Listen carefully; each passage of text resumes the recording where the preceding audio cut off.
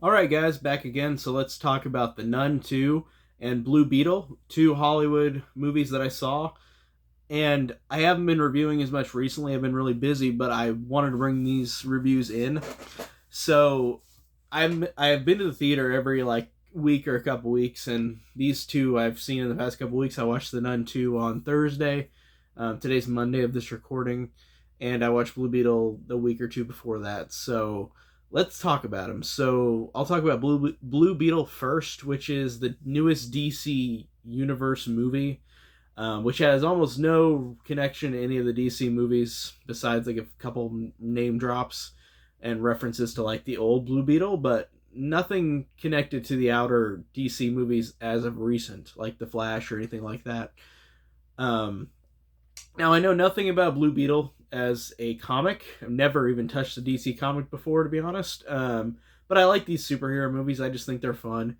And Blue Beetle, going into it, I had some trepidation because even though I knew nothing about the source material, we've had a lot of DC movies recently that were okay or not that great. Like Black Adam, I didn't really like. Shazam, I liked. The Flash, I thought was a weird mixture of a movie. It was sometimes okay, sometimes good, sometimes pretty bad. It was a mixture of a lot of things. And DC in the last like 10 years since Man of Steel have had a lot of hits and misses. And I really love some of their stuff in the past 10 years, but then there's some stuff that I was really not interested in. Um, so, like I said, I had trepidation going into Blue Beetle. This one stars, I don't know what the guy's name is who plays Jaime, the main character, but he was in Cobra Kai, which I have not seen yet, the Karate Kid show. And it is about a kid named Jaime Reyes who is a poor Hispanic kid who is just got back from college and is trying to help his family out and encounters a scarab, uh, scarab beetle, which literally looks like a horror movie whenever this beetle gets onto his face and starts melding into him. That was kind of cool. And there was a person that's, I don't know where I heard this, but I heard somebody say online that this is like David Cronenberg for kids. When that happens, I thought that was great. Um, so he gains superpowers and he has to defeat evil Susan Sarandon and her bad guy lackey, big boss guy. So this movie, as you can probably guess, is nothing spectacular in terms of like the plot or anything like that. Like this movie is by and large just one of those superhero movies again, and we've gotten dozens of them.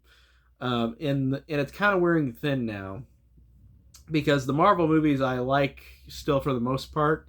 Even though there's some that are really not that great recently, like Secret Invasion. But the superhero genre is so overdone that you're gonna get more duds or more boring ones. And I like that this one felt interesting. Like it really worked because of the character interactions between the whole family. And I also like the new setting of this because this is a Hispanic family in this Hispanic town that looks like that. Apparently, they said it's like Gotham or Metropolis, but like for Jaime Reyes. But like this is for Jaime Reyes, this town, a Hispanic community, which is cool. Just visually, it looks awesome, and I just cool to see a Hispanic movie. Like I love the fact too that they had a lot of speaking in Spanish and subtitling it on screen. That made it feel more authentic, even though I'm not Hispanic. But I like that the idea of that. I think is cool. And I've got a cold, so that's why I'm kind of coughing all over the place. Um, but I really enjoyed the character interactions from this one. The main guy who plays Jaime is really good. All the side characters are fun and interesting. The whole family. You've got the crazy grandma Nana who like has done some badass things, and you don't realize she's a badass until she uses a Gatling gun, kind of thing. Or you've got George Lopez as the government is out to get you type of uncle guy, and it's funny. It's entertaining. Um, Susan Sarandon is fun, but she's just kind of one note because she's the bad guy. And I mean, it's not like she didn't do a bad performance at all. I love her and everything I've seen her in, but like it's just kind of forgettable in terms of that. The action sequences are good, but they're pretty by the numbers forgettable, and I think that the characters really pull this movie through for me and really make it interesting. Even though it's 2 hours long, I thought it flowed pretty well. It kept my interest, and it kept me entertained. I like that, and I think that this movie was going to be a direct to HBO Max, or HBO Max at the time, whenever the pandemic was going on. So like, they were going to kind of put this movie to the side and kind of put it on HBO Max, and I'm glad they didn't, because this movie I really enjoyed, even though it's not very successful at the box office, just like the last like 3 or 4 DC movies have not been successful, which it's really going to make them rethink their strategy, because The Flash, which was the movie a lot of people were hyping up, and then nobody saw it, and now it's got a curse to it, and I'm assuming, unless it's Batman or Superman, it's going to kind of be unfortunate that all these little stories about different characters are going to kind of get not as much like praise, or not as much box office, because there was an overabundance of them, just like with Marvel.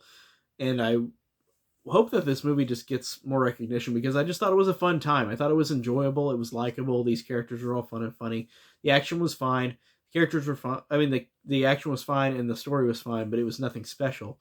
But I liked it. I thought it was entertaining and amusing. And like I said, I'd definitely watch this again over a couple of the most recent DC movies, even though I do want to rewatch all those again just to get a different viewpoint, because maybe I might feel differently. Because you can never watch a movie once and then think forever how you feel about it. Because I've watched so many movies again, and I've changed my mind, even liking something more or hating something more. So I definitely watched this again, even though I like this one as opposed to the last couple DC movies. Um, but yeah, pretty entertaining. I enjoyed this one a lot, despite being kind of whatever on the story, but it was in the action, but it was still a fun time with the characters. And then we have The Nun 2, which I saw The Nun in the theaters in 2018 when it came out. That is, of course, part of the Conjuring franchise. I liked this movie a lot more than the first Nun. From what I remember, I think the first Nun, and I've only seen that once, so I do need to watch that again. But the first Nun, I kind of thought was one of the more forgettable ones out of all of the Conjuring movies, because you've got the Conjuring movies, the first two are really good, and then the third one's fine. The Annabelle movies, the 2 and 3 are really good, and the first one's okay, and then like, I don't know if La Llorona even counts, but that was fine. And then The Nun was kind of on the forgettable side for me, and it's unfortunate, because this one I liked a lot more. I thought that this one, like Blue Beetle, did a good job with its characters. I thought that these actors were all fun. Taissa Farmiga, who I'm watching American Horror Story right now, like season 3, she's awesome, and I really like her and stuff. And I really love that her and Vera Farmiga are related, in both in a big franchise like this.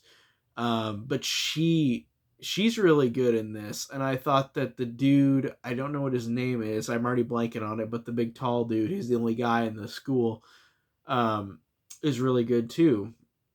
And you've also got Storm Reed, who I can't remember if she's in the first one or not, because like I said, I've only seen the first movie one time. I actually forgot that the tall guy was in the first movie too, like the the main character in this. I forgot he was in the first movie, so I don't. Maybe Storm Reed's in the first one. And I like her a lot in movies. I think that she does great in most movies she's in. I think that she's a good up and coming actress. And I just watched The Invisible Man again recently, so she's good in that. Really good in that one. The Nun 2, like Blue Beetle, is not really like anything new at all with the story. It's just about the nuns back, and it's haunting people, and Tyson Farmiga's got to save the day, which is fine, because it was really fun, because these characters were interesting, and I thought that they were fun, and I liked too that this movie had some cool like visual distinctions to it, like in the trailer you see that scene where Tyson Farmiga, and I'm blanking on her name in the movie, but I think it's Irene. She's blanking. I'm blanking on that character's name, but so I'm gonna say Tyson Farmiga. But Tyson Farmiga, the scene where she's down in that alleyway and there's all the magazine stand, and the magazine pictures keep flipping on the magazine and they form to become the nun. I thought that was really cool. That was the best scene in the movie. And it's just a cool visual thing that just got me. I thought that was really awesome. I really liked the fact that this one, I think it's got to be rated R. I didn't look what the rating was. I think it has to be rated R, but the gore was pretty subdued. But when it hits, it works really good with the sound effects, and that's really cool. And looking at this movie as a whole, I don't think it's like the best Conjuring, but I think it's really fun on the entertainment value. Like, I just enjoyed it. I thought that even when the nun wasn't there, like, the characters were interesting, and it just was overall entertaining, and it flew by. It is a quick movie. It didn't really last long in a good way, and I like that. Because some of these movies can be such slow burns, and this movie does a good job of being entertaining, but also not extremely slow. Even though I love slow burns as well, like the first Conjuring, like stuff like that. But like this one, I thought did a good balance between that and entertainment value, and the visuals were cool. It worked in just a fun way. It was just a fun time at the movies, so I did enjoy The Nun too. Um, and yeah, it was really entertaining. So like I said, these last two movies that I reviewed, I thought were really fun, and I'm glad I liked both of them pretty equally, honestly. Um, but yeah, I don't know when I'm going to the movies next, but I will definitely put more reviews out in the future. Um, but today, that is it, and I will see you guys later. Take care.